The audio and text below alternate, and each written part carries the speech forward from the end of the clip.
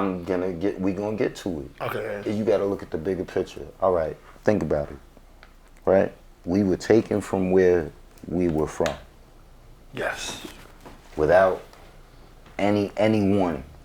Yes. And we get thrusted into these bigger than life circumstances that are beyond dismal. Okay. Like, my nigga, think about it. They literally had us on ships, my nigga, and was throwing us overboard. Like animals, yes, sir. Because there wasn't enough food. So rather than make sure that we at least got to the mainland, it was like, yo, reduce the weight of the ship. Throw some of these niggas in the water. How real is that, bro? It's real. What black people as a whole don't understand, because we're not privy to that information, and then when we do get it, it's been such a machine put in front of us to make us doubt certain things. Okay. Right? So what black people don't understand is we are all victims of post-traumatic stress disorder. All right. And guess what? That same slave who didn't get thrown in the water, but saw his relative get thrown in the water, his DNA flowed through time. And you still feel the post-traumatic stress disorder that he felt watching his relative get thrown into the water. And you've been programmed to believe that you don't feel that. Everything with you has been programmed where it's not about what happened, it's about the moment. That's what they did to us as a people. So you're saying that makes us think it's okay? No, that makes us brush it off. Okay. That makes us look at it as though it's trivial. The things you think about when it's just Gary by himself, alone, going through Gary's world, that's trivial.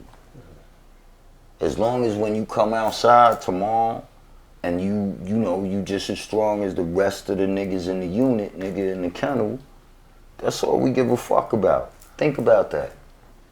As long as you strong as the rest in the kennel. I'm gonna say it again so you really let that sink in. As long as you're strong as the rest in the kennel.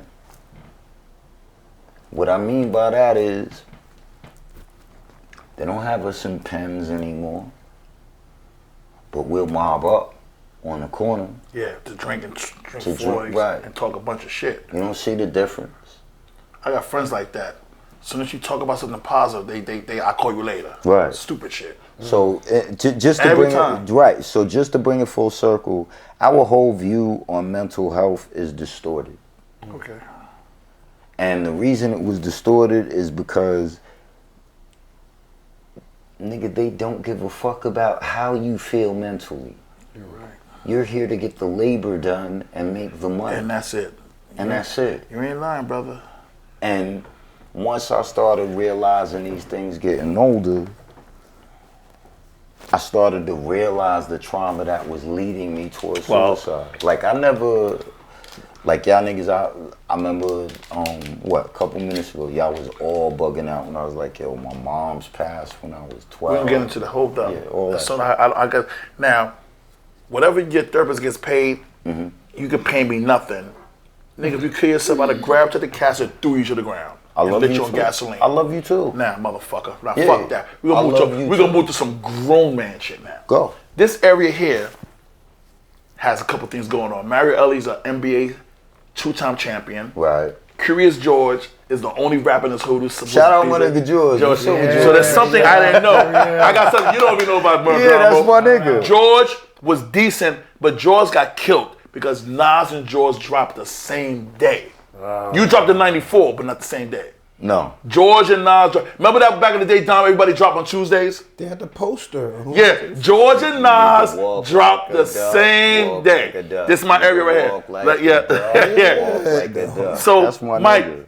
What's up? that shit was crazy to me. I've thought about it, but now we get to your TVT shit. Okay. Them cocksuckers. I heard your interview. They said we don't got a per diem for you. Mike said you pussies. 80,000 records. Hold up. Let me get my show. Then you go to work. Look. My job to get you going. Gary ready to dig in. 80. You're Ron the producer. 80,000 sales. I don't know my A&R.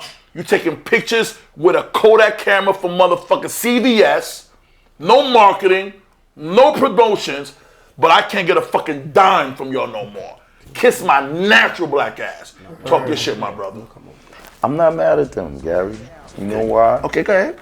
I'm gonna say it this way, because for everything, I'm gonna keep it a buck, bro. For everything Steve Gottlieb didn't do, right? Steve Gottlieb was the owner of TVT. Shout out to Steve. What's up? How's he doing? What he doing now? He actually, I spoke to him not too long. Oh, yeah. Okay. Does the Pope? Yeah, right. He said, "Are you serious, G?" Yeah. Does the Pope wear a funny hat? He says, "Rich, G." Right. No, he's actually in like video communications, like in the sense of like Zoom. Okay, so I think he got into that. So good luck with that, bro. Okay. But what I will say is this.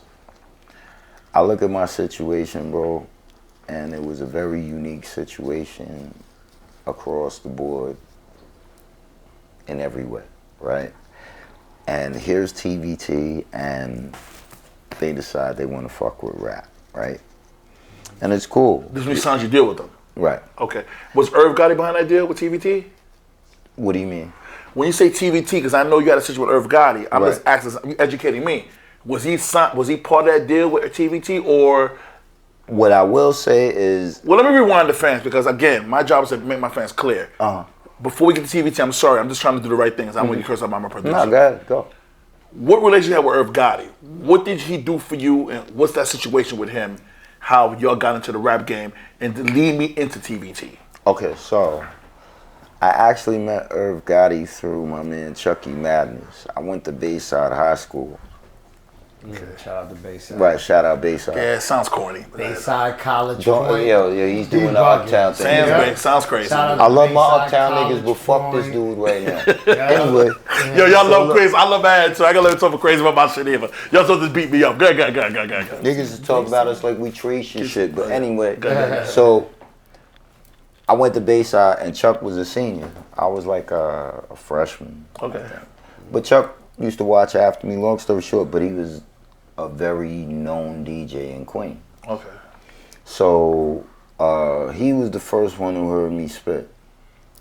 Like outside of my immediate circle of niggas I knew. And he's the one who told Irv about me.